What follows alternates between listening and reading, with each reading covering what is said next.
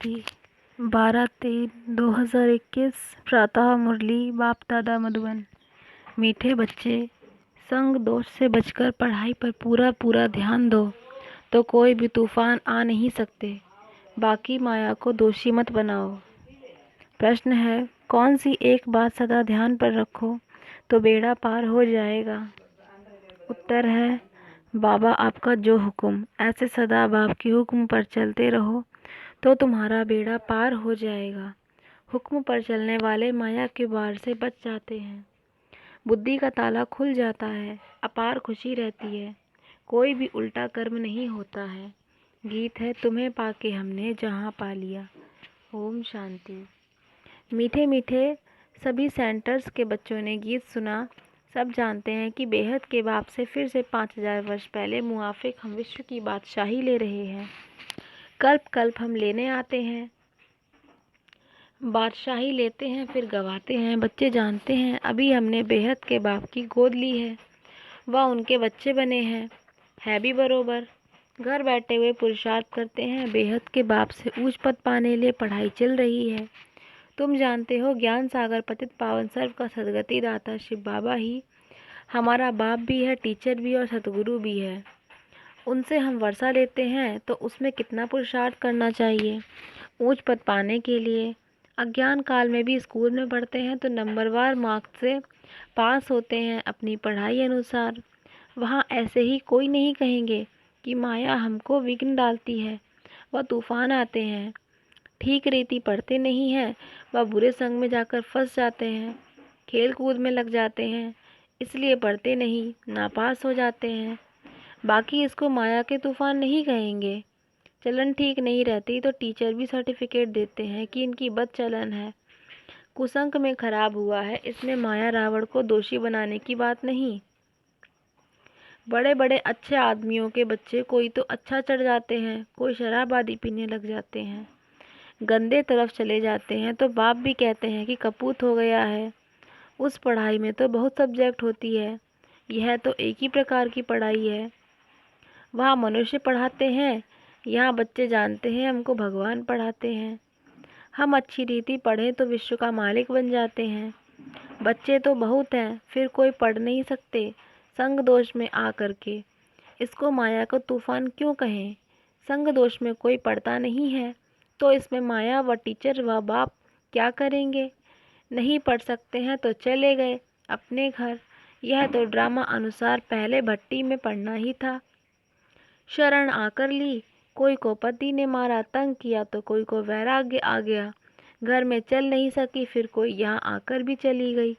नहीं पढ़ सकी तो जाकर नौकरी आदि में लगी व शादी की। यह तो एक बहाना है, माया के तूफान से पढ़ नहीं सकते। यह नहीं समझते कि संग दोष के कारण यह हाल हुआ, हमारे में विकार जबरदस्त है। यह क्यों कहते हो कि माया का तूफान लगा तब गिर पड़े? यह तो अपने ऊपर मदार है। बाप टीचर सतगुरु की जो शिक्षा मिलती है उस पर चलना चाहिए। नहीं चलते हैं तो कोई खराब संग है, व काम का नशा व देह अभिमान का नशा है।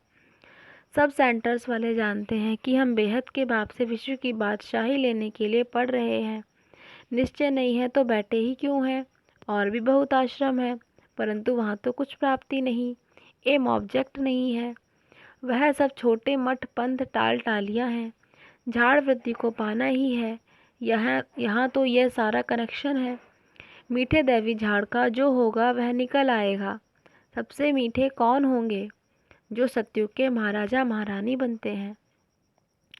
अभी तुम समझते हो जो पहले नंबर में आते हैं उन्होंने जरूर अच्छी पढ़ाई पढ़ी होगी, वही सूर्यवंशी घराने में गए।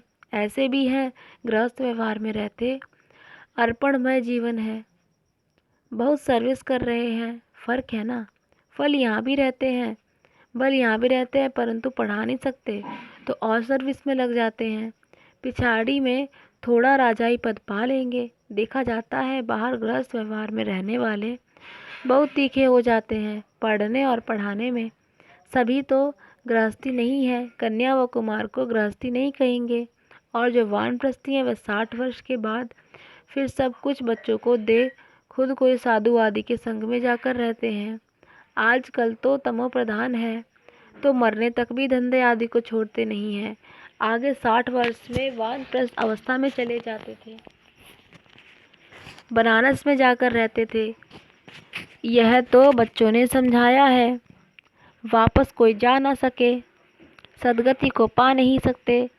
बाप ही मुक्ति जीवन मुक्ति दाता है, वह भी सब जीवन मुक्ति को नहीं पाते। कोई तो मुक्ति में चले जाते हैं। अब आदि सनातन देवी देवता धर्म की स्थापना हो रही है। फिर जो जितना पुरुषार्थ करे उनमें भी कुमारियों को अच्छा चांस है, पारलौकिक बाप की वारिस बन जाती हैं।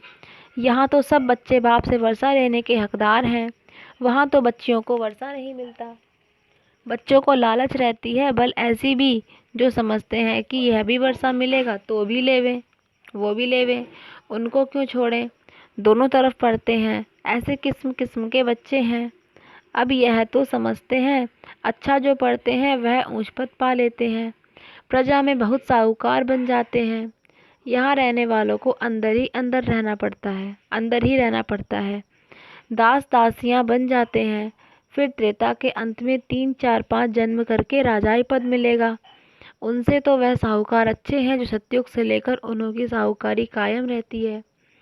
गृहस्थ व्यवहार में रहकर साहूकारी पद क्यों नहीं लेना चाहिए। कोशिश करते हैं हम राजाई पद पाएं, परंतु अगर खिसक पड़ते हैं तो प्रजा में अच्छा पद पाने का पुरुषार्थ करना चाहिए।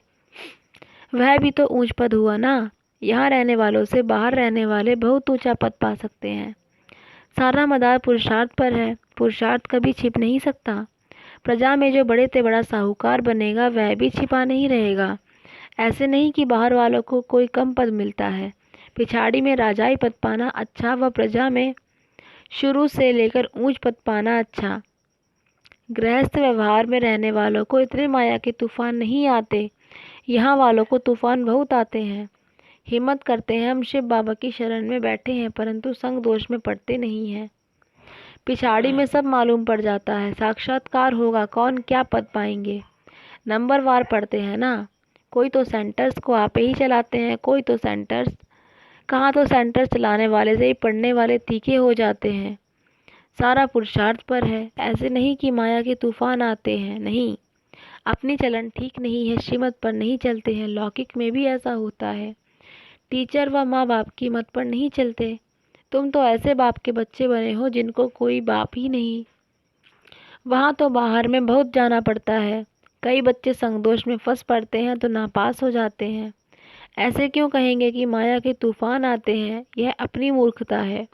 डायरेक्शन पर नहीं चलते हैं, ऐसी चलन से नापास हो जाते हैं। बहुतों को लालच रहती है, कोई में क्रोध, कोई में चोरी की आदत। आखिरी में मालूम तो पड़ जाता है फलाने फलाने ऐसी चलन के कारण चले गए। समझा जाता है शूद्र कुल के बन गए, उनको फिर ब्राह्मण नहीं कहेंगे। फिर जाकर शूद्र बन गए, पढ़ाई छोड़ दी, थोड़ा भी ज्ञान सुना तो प्रजा में आ जाएंगे। बड़ा झाड़ है, कहाँ कहाँ से निकल आएंगे।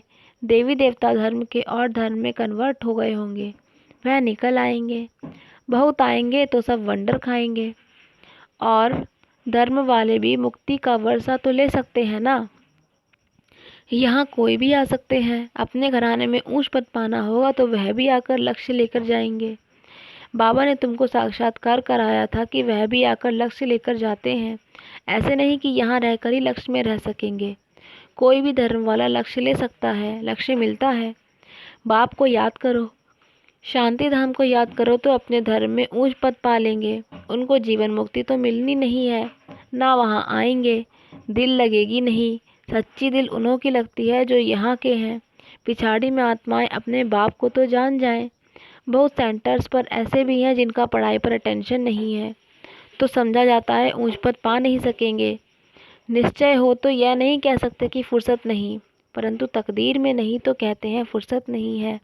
यह काम है, तकदीर में होगा तो दिन रात पुरुषार्थ करने लग पड़ेंगे। चलते चलते संग में भी खराब हो पड़ते हैं, उसको ग्रहचारी भी कह सकते हैं।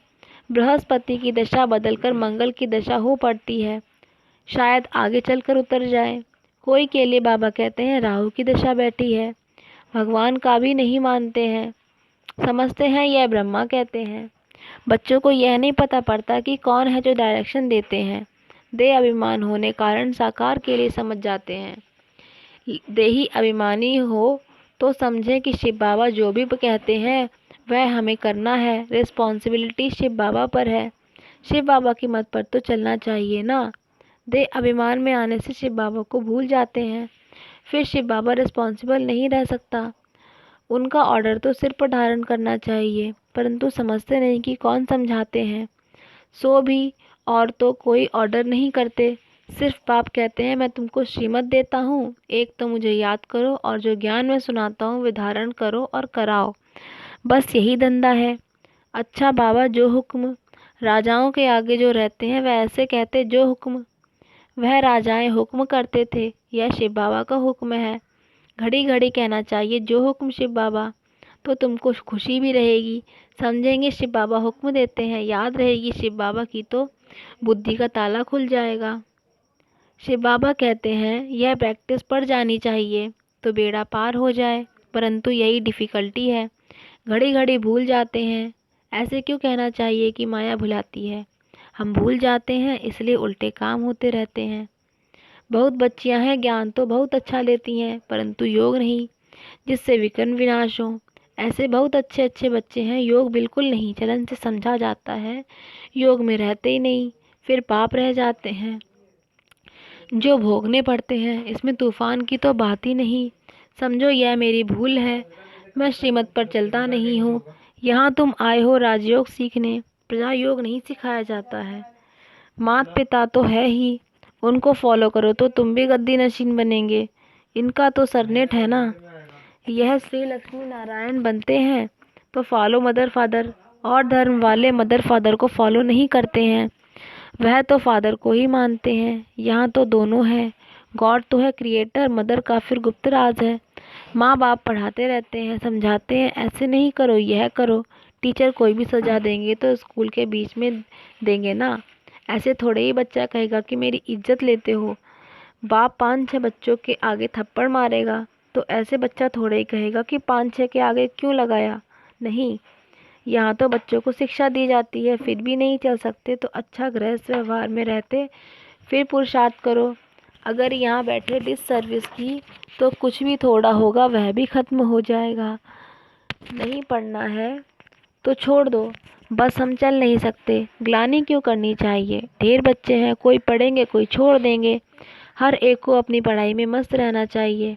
बाप कहते हैं एक दो से सेवा मत लो, कोई अहंकार नहीं आना चाहिए। दूसरे से सेवा लेना यह भी दे अहंकार है। बाबा को समझाना तो पड़े ना, नहीं तो जब ट्रिब्यूनल बैठेगी तब कहेंगे हमको पता थोड़े ही था कायदे कानून का, इसलिए बाप समझा देते हैं। फिर साक्षात्कार कराए सजा देंगे, बिगर प्रूफ सजा थोड़े ही मिल सकती है।